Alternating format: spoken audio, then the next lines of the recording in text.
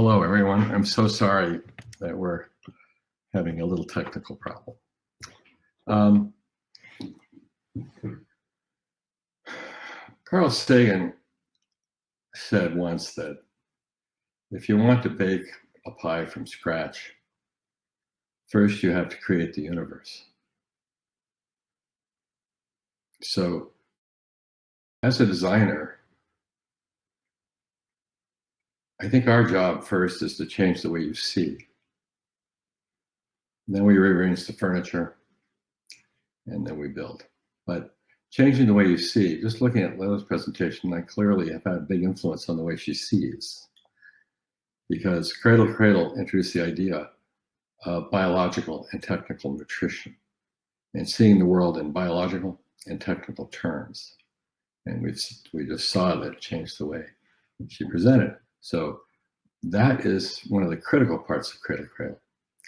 See the world as biological and technical nutrients. And it's important because when I was a young child, I grew up in Japan, born there. And my mother would come in the middle of the night because we'd be awoken by the ox carts coming to collect our sewage and take it to the farmers. And she would come in and sing us songs in Japanese with a southern accent. She was from Alabama, imagine. And she would sing folk tunes in Japanese, making up words about the honey wagons and the night soil and how all this would feed us the next day. And you're 4 years old or 3 years old, and your mother is singing you songs about poop in the middle of the night. This is known as heaven for a child. And I was in heaven, and I always thought the cities and the farms are all one thing. And I still do. My childhood summers over the years, we moved to Hong Kong, which was a desert island, really, with refugees. And we only had water every fourth day. We all stood in line with buckets, refugees, us, all together. Nobody broke into line. Everybody had a bucket, all together. But my summers were spent in the Puget Sound of Washington State. Beautiful, Hood Canal, the Olympic Peninsula. And my grandparents lived in a log cabin and raised oysters and composted and grew their own food. And it was like that. It was beautiful. And so I spent the summers in a place of incredible abundance. And I spent the rest of the year in a place of limits. But people were sharing. So as I got older and I thought to myself, what am I going to do when I grow up? I thought maybe I'll see all these things people are doing for each other and with each other and share them. Maybe I'll be an ambassador. Because I'm a kid, I grew up overseas, I'm American. I thought maybe an ambassador. So I ended up in college, and I'm at Dartmouth College in New Hampshire. And I'm 18 years old. And I decided to take international relations because maybe I'll be an ambassador. And what you end up studying at that time, 1969, was Raymond Aron, Peace and War, détente. International relations was about mutually assured destruction. That's what it was about. How do we avoid mutually assured destruction? And I thought, oh my goodness, I'm going to spend a career talking about the misery of mutually assured destruction. I'm here to talk about how we help each other. So I thought, that's not for me. And then, because as a kid, I had seen Hiroshima, I decided to also take physics because I wanted to know not just how did, why do we blow each other up, but how is it even possible to destroy a city in seconds, something that takes centuries to build? So I took physics and I asked the professor, how does a city disappear in seconds? He said, here, read this book. And he handed me the special theory of relativity. It said, solve that equation, equals MC squared. And I thought, I'm not mathematically minded. I can't do this. And I put equals MC squared on little index cards all over my dorm room and the bathroom, on the mirror, and whatever. And I stared at it and I said, I can't do this. Here I am in college. I'm in an Ivy League college. And finally, the two questions of my life: what does it mean to be in international relations? And how did Hiroshima happen physically? And I can't get them answered. And it's all about chaos. Everything's going to chaos and destruction. Oh no. And then I was looking at the fire burning in our dormitory room, because we're in New Hampshire, surrounded by trees, in an old dormitory. And I look at the fire burning, I think, well, this is entropy, this is chaos. And it's a law of physics. So I'm from Asia. And it must be the opposite of chaos and entropy, but it's a law of physics. Everything distributing back into minerals and water and flow, never to return, and reaggregate. Wow. So then I go to library looking for negative entropy, and I can't find it. I'm in the physics library. Those were just pre-Google. So I'm in the physics library looking for negative entropy. Problem is, entropy is a law of physics. So how do you break the law of physics in the physics library? So then I realized when I got home and I'm looking at the ashes that I was in the wrong library. The log was negative entropy. The log itself was an aggregation of energy from the sun, entropic energy. It was an aggregation of carbon dioxide from the atmosphere, entropic, and it came together with minerals and water on their surface and became a tree. And if we look at that, then we have physics, which we could connect to the energy, and the planet, which is a dead rock in space with a little water on it, that could be seen as chemistry and mass. And they come together and something very beautiful happens. Physics meets chemistry and sunshine, hits the dead rock in space. And the next thing you know, oh, thank you. And the next thing you know, we have, we're doing great here. We have biology. Well done, everybody. Thank you, Bren. So we have biology. Now, what's interesting about biology is that it produces humus. And isn't it fascinating that the word humus is the root of the word human? We are the soil people. And it's also the root of the word humility. So next. So this is energy and materials and life. So what we now find, though, that everybody's here running around, and this was at the Earth Summit, I remember, I represented the design community at the Earth Summit, both the international community and the American community. And it was all about eco-efficiency.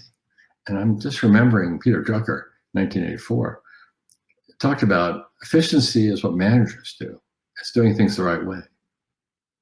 But executives do, they're effective and they do the right things. So I've always been more interested in the first order business of doing the right thing. Then we do it the right way. It really is what Layla just said. It's quality, then quantity. And when you look at efficiency and say, well, what if I'm being perfectly efficient? I'm using 6 Sigma. 6 Sigma, perfection. But what if I'm doing the wrong thing? I'm becoming perfectly wrong.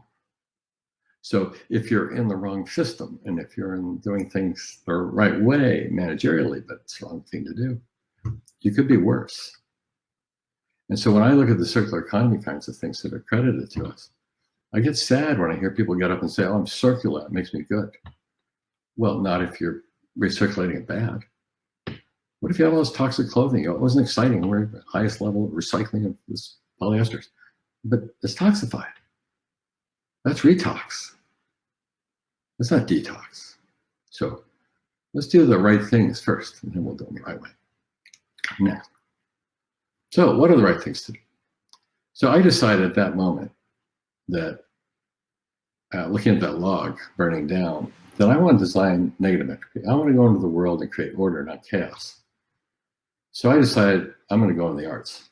I'm clearly not predisposed to politics, and I'm clearly not predisposed to deep science, mathematics per se as a life work, but I am predisposed to the idea of creativity, following the laws of nature. So I decided I'm going to design buildings like trees. I'm 18 years old. I don't know anything, except I'm about to go become carbon positive. That's how I'm going to act. And I looked at a tree. I also saw an ad from Toyota once that had a picture of a tree, and it said, our aim, zero emissions. It made me so sad because trees emit oxygen. What do you mean zero emissions? So we have all these people running around saying, I want to be zero something. Well, then you want to be nothing. Tell that to your children. My goal is zero, and you're making my life difficult because I have to feed and clothe you. It's so sad. So I looked at a tree and said, look at all the things a tree can do. I'm going to design buildings that emit oxygen, sequester carbon, fix nitrogen, improve solar energy, create food, create fuel, distill water, provide habitat, create microclimates, change colors. And boy, it will be an amazing day. I design a building that can self-replicate. So I don't think we're going to catch up with nature anytime soon. Self-replicate. My goodness, go ahead. But I decided as I worked forward in my career, next slide, please, that I would work with this idea. And so in 1989, I won a competition in Poland for a skyscraper.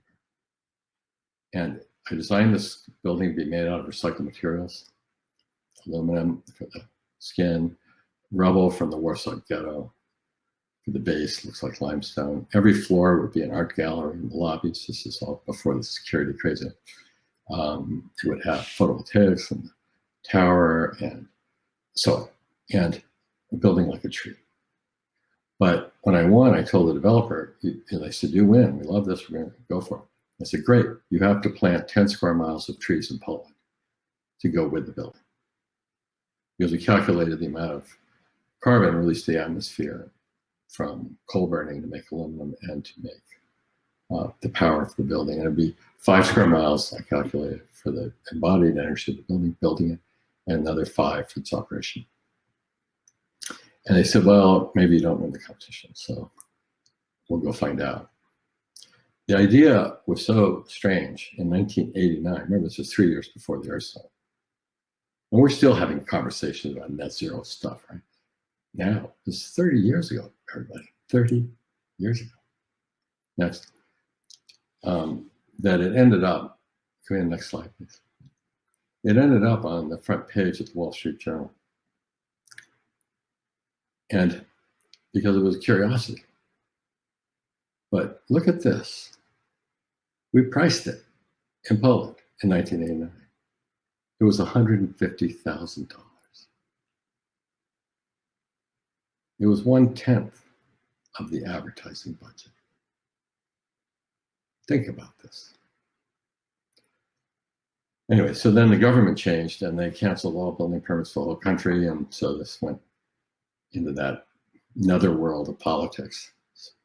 But it was a beautiful thing to think about and do. Go ahead, next. And next slide, please. So then I worked with the Chinese government. I was asked by the President Clinton to represent the United States in China-US Center for Sustainable Development. So I was the chair of that for 10 years. And I introduced the circular economy idea into China with Cradle-to-Cradle starting in 1998. And then we helped create the China Circular Economy Development programs there. And it became the 11th five-year plan and 12th and 13th five-year plan, circular economy. So that's where we started. That's the book published in China as The Design of the Circular Economy in 2005. Right. The picture is when we started the development forum later. Next slide, please. Then in 1995, I had my little dream come true. I designed a building that could translate solar energy into 30% more energy than the building required every year and give it as a gift to its neighbors. A building like a tree. It's made from, you can see the cross-laminated timber roof. It's run by students. It's an environmental center. It purifies its own water in that living machine on the right, designed by John Todd, so that it releases essentially drinking water from plants, animals, and so on into that pond. And it's purified. And it was only meant to be used like an academic building, never in the summer, but it ends up being used 24/7 because it's the safest building on the campus, and it's really the only building that the students who suffer from multiple chemical sensitivity, the faculty, can use to teach. So there's a waiting list to use this building. Go ahead. Next.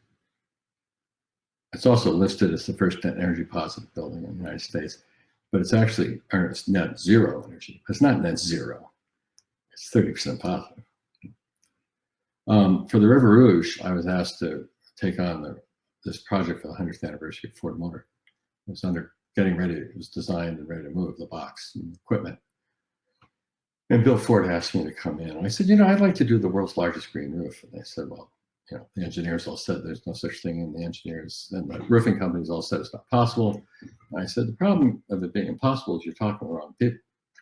You're talking to people who sell tar and thermoplastic polyolefin. So, you should be talking to botanists. So we talked to the botanical community, and I found the roof I wanted in East Germany. They'd been developed for camouflage for the Stasi's to hide MiG fighter jets during the Cold War. Very lightweight, changed the colors of the seasons, camouflage.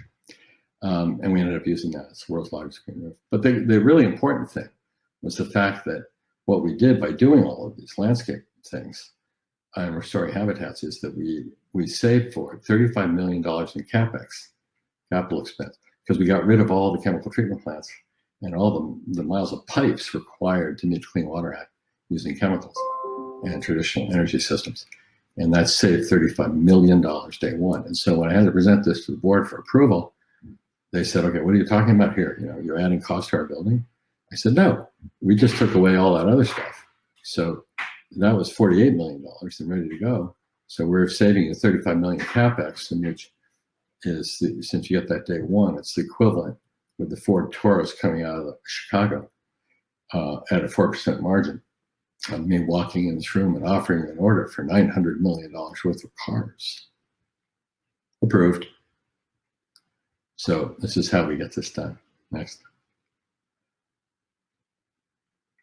Please, yeah, thanks. And then NASA asked me if I'd work on the Mars space station. And I said, I'd like to come back to the blue planet before we go to the red one. And could I have the NASA design teams for the space station? And first we do a building on Earth. And just take a look at this thing. Who invented the photovoltaics so we can power this thing from a nuclear reactor a safe distance, 8 minutes, 93 million miles away? Did you invent that? Yep. Who did that? You did? Okay. You're in charge of energy. How about water? Can I drink my urine up here? Of course you can. Have to. Well, yeah. Do you invent forward osmosis for this? Yep. Okay. We're going to do that. So then we took the teams and we built a building on Earth. And we did it on time and on budget of a normal federal office building. Next, please. And here it is. And the sunshades are actually incorporated in the structure. It's an exoskeleton like the building. The wind tunnels they used to build the space shuttle, which is nearby. And there it is, shades itself. Has no structure in the inside, so it's free. The materials are cradle-to-cradle. They're all designed to go back to industry and designed for disassembly. So it anticipates the future, next uses, and it can produce 140% of the power it needs from renewable sources. A building, like a tree. It's now considered the highest performing building in the federal government. On time, on budget, normal federal office building. See, they say you don't need to be a rocket scientist to do something smart, but what if you were? Let's go get them. Yeah. I think we should get Elon Musk off of Mars for a few years. Do an Earth shot with him. Next. Next slide, please. So in 2002, I wrote, co-authored with Michael Braungart, German chemist, Cradle-to-Cradle. And essentially we're saying let's eliminate the concept of waste. We use renewable energy and we celebrate diversity in all forms. These are very general statements, but we find them very evocative and useful, all fronts. So that was, it's still, sort of a text, and it's the basis for many people. Circular economy and other things. Next slide. Yeah. So I decided to get to the molecules because we were designing the buildings. We did Herman Miller's factory. And then at the end, they said, this was great. What else do you want to do? I said, how about we do furniture? They said, we don't hire architects to do furniture. I said, I don't want to do a chair. I want to do all your furniture. So we created Cradle-to-Cradle certification program. And Herman Miller was the first client, and then Steelcase there on the right. And then we worked with Warren Buffett, Shaw Industries, and did carpet. The real thing. There are carpet companies like Interface that still sell PVC, which we consider highly problematic. And can't believe they're looking for environmental credential. But this, we redesigned the carpet to be thermoplastic polyolefin and nylon 6-phase fibers that could go through chemical recycling, caprolactam. So you're basically delivering a service. We call them products as a service. And so we created this concept of being able to get the people the carpet, but when they're finished with it, they call and say, I'd like something new, please. And the systems are in place for clean water, clean energy, and so on. And we come and replace the carpet. And what you're selling is the service of carpet, not the molecules. So essentially, we're storing all of our raw materials on our customers' floors. So what you're dealing with is a relationship. And that's the valuable thing. And it's turned out to be immensely profitable. And the company went from being number 5 to being number 1 in the world with our carpet. And I'm very proud of them. And that company is now 85% of the revenue of the entire company, largest carpet company in the world, comes from Cradle-to-Cradle certified products. So we have biological nutrients and technical. So we design things to go back to nature or back to technology and not contaminate each other.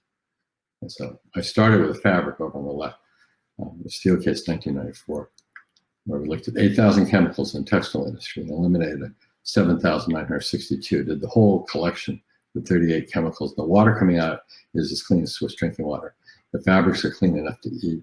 And so one of the biggest customers of a company still in Switzerland, still making textiles without polluting like Constance, is Airbus. This is the cleanest fabric you can imagine sitting on. It ventilates you perfectly. And if you find yourself at 40,000 feet with an extreme fiber deficiency, you could safely eat your chair. Next slide. So what is Cradle-to-Cradle design? It's very straightforward. We have this fundamental Cradle-to-Cradle protocol and products of consumption, products of service. So we work with the biological systems and technical systems that we call the biosphere and the technosphere. Go ahead. And other people have picked it up, as you probably just noticed. Go ahead. Next slide. So when we get to products and systems, we look at 5 criteria. Material health first, then circular economy, and then we expanded that. I was asked by World Economic Forum to chair the first Meta Council on circular economy. So we did that, and I met with Ellen MacArthur as my vice chair, and we gave them access to all of our work. And you'll see in a second, we have renewable energy, we have water stewardship, we have social fairness. We have 5 attributes. And this is one of the big reasons Amazon announced on September 23rd that they're partnering with Cradle-to-Cradle to bring the best products to customers. I'm very excited about that for obvious reasons. Next, please. One of the great things about this approach is that it's the basis of Sustainable Development Goals. All 17 goals benefit from these 5 criteria. It serves all of them. So it's a really fun platform. Go ahead. Next slide. ABN AMRO, the Dutch bank, did a history of the circular economy and tracked it back to Cradle-to-Cradle, and then the Chinese publication, and then the World Economic Forum, and we have all kinds of people coming forward from Netherlands, from England, and China, and so it's fun to watch. Next slide, please. And we see, though, that for us, it's really important to understand a fundamental distinction when you hear about these things. Is that we say biological and technical, there it is in the top right, and then we describe it in the various books. Ellen MacArthur has used it, as you can see. She gets credit, which is appropriate. And she's dividing the world into biological cycles, technical cycles, and flow. So we have very sophisticated diagrams about these things. We work with all our clients with. Our clients, if we add up their annual revenues, it's a little over $1 trillion right now. And then, but what we see in the European Commission, they haven't quite wrapped their minds around this yet, because they're still, even as recently as 2016, talk about a linear economy in a circle, which is not what this is. It's these two metabolisms interacting on the world's surface. Next, please. The nice thing about this work is it works at every scale. So you're in a city, you're in a county, you deal with products, we deal with buildings, but we also deal with molecules. That's why we have chemists on staff. So we work at every scale. We design molecules, products, buildings, regions. And I've just opened the G20 sessions. The presidency this year is in Riyadh, it's in Saudi Arabia. And I opened the sessions on climate and the sessions on energy. And I buried myself for 2 weeks and wrote a protocol for how to integrate the flow of carbon in the circular economy. It's a whole unique way of looking at it. And it's very special because carbon is both the material and the fuel. Next, please. So design. Design is the first signal of human intention. So what are our intentions? If our intentions are to destroy the world, we're doing great. If they're not, well, we're still not doing great. So let's get to work. Next. We need a new design. Next. Next slide, please. And now we've shifted back to the other. This is transparency we need. This is the first 100% transparent perfume. So it's no longer possible for the fragrance industries to say, we can't tell you what's in it. Next. This is L'Oreal. L'Oreal is producing, we have 500 SKUs that are Cradle-to-Cradle certified. Coming. Go ahead. Largest cosmetics company in the world. We have perfect jeans, cotton, 100% organic cotton, all the dyes assessed for health. The only water leaving the factories are by evaporation. They're powered by sun and wind.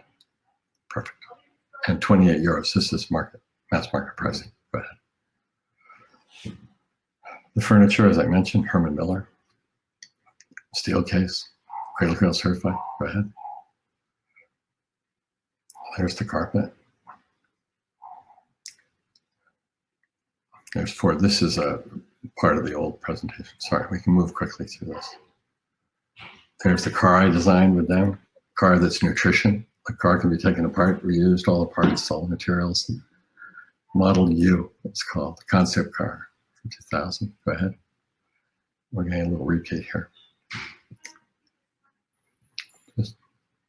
This is YouTube's headquarters that we're doing in California.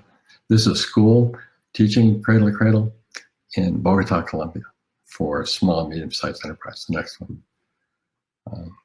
It's really exciting. 18,000 students studying how to do Cradle-to-Cradle. This is the largest motorcycle company in the world. We took their building and made the roof all disassemblable, and so it's all steel is outside the building, and it's covered with solar collectors and greenhouses.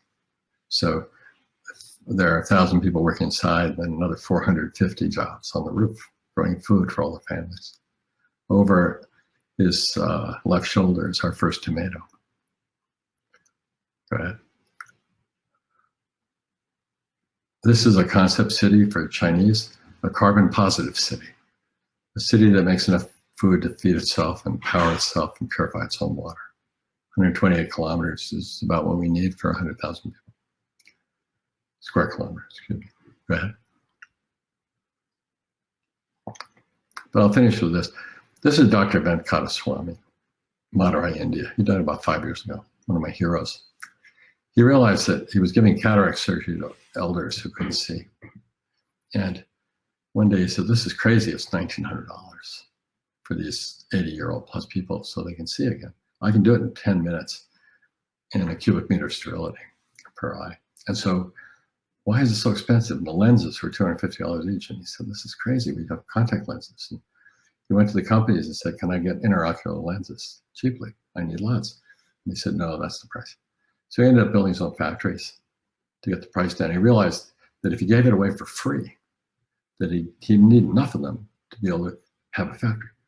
And if he gave it away for free, he could bring the cost down so even people could afford $1,900 could have them, so could everybody else. So he ended up, when he died, he had given eyesight to 3 million people for free. And because of that, the cost to anybody else is $50. He had 7 hospitals. So it was unbelievably beautiful. But when I talked to a major philanthropist and said, isn't this a beautiful model, using commerce to wage peace, even with our elders who are ignored and blind? So beautiful. And he looked at me straight in the eye and said, this is statistically insignificant. Can you imagine? This is how we think. Next, please. 3 million people with eyesight for free. So first thing we do is change the way we see. We might even change the way so that we can see. Then we rearrange the furniture. And then we build. Thank you.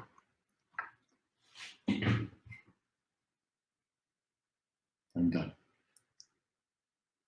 I hope I didn't take too long.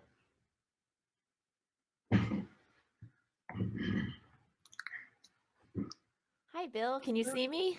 I can. How exciting. You have light. I have light. I know. For those of you, I am in Atlanta, and we had Hurricane Zeta come through, the most powerful of hurricane season. So first and foremost, before we jump into the Q&A, I just want to say thank you so much for being here today. This has just been a real pleasure.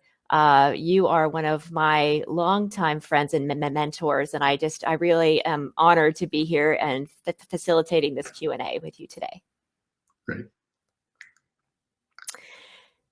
So I'm going to kick it off with a question. I was looking at a lot of the questions coming through on the Q&A on the stage side, and we know that 30 to 40% of our global emissions actually come from existing buildings. So as much as we want to take a positive, a net positive approach to design for the future, which I 100% agree with, what do we do with all the existing buildings that we have today? Knowing that only about 2 to 3% will actually go through major renovations by the year 2050. If we work our way down from the big scale, the fundamental things we have to do we're not quite aware of, which does include carbon removal from the atmosphere, by the way. And that's a paper I'm writing for Nature that will be published on the 19th of November in time for the World Leaders Meeting for the G20. And hopefully it'll be handed to them at that time. But it's look at the meta issues. We have to do energy efficiency urgently. And at the big scale, I'll come back to the buildings, I promise. Don't let me off the hook. I won't. Okay, so we'll come back to that. But if we look at it at a meta scale as a species, what we have to do right now, the emissions on the planet of carbon by humans, anthropological emissions, are roughly 50 gigatons. And we can see that in order to look at the Paris goals, we are going to need to do energy efficiency and reduction of that of the gigatons of carbon by about 60% by 2030 to get on track. Okay, so that's a huge thing. So you're saying that's 20 gigatons. So we're gonna have to remove 30. So your question is completely germane, since whatever the percentage that comes from buildings, yes, sure, that has to be dropped dramatically. So how are we going to do that? Is a question, and I will come back to it. So that's one.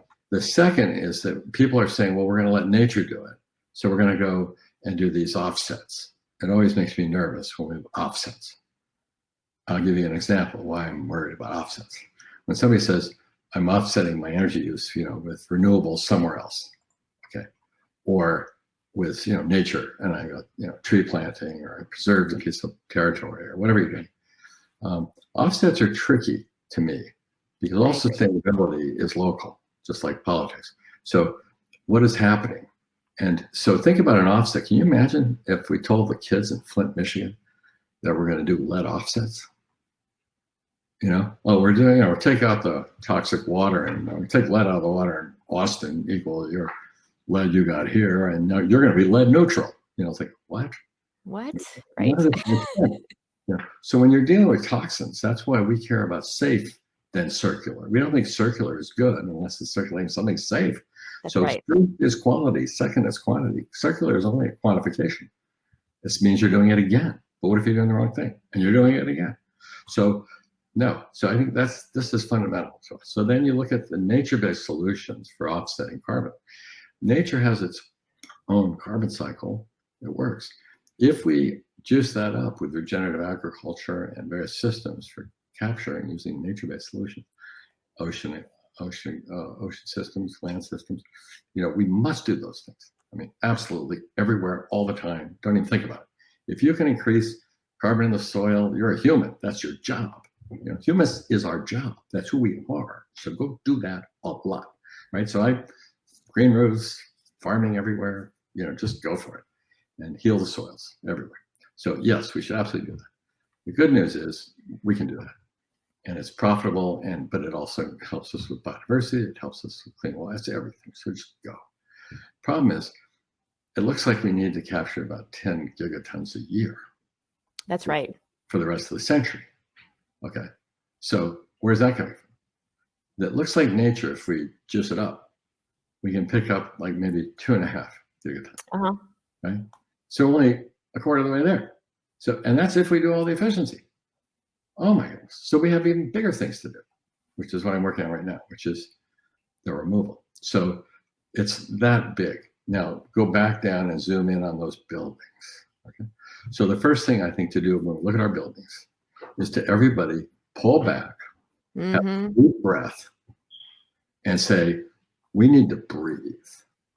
We need to breathe. Start there, because then you're starting with health. How do I breathe? If you look at the cities in China or India or Indonesia, and you look at the air, you can't, these aren't cities, these are gas chambers. So what have we done? So even if you start from there, and then you look at the coal being used to power this stuff, you start to quickly see that we need to do that. And one of the things you find immediately, and friends of ours are doing this, I've been going to Iceland for 48 years in a row to fish on a very beautiful river.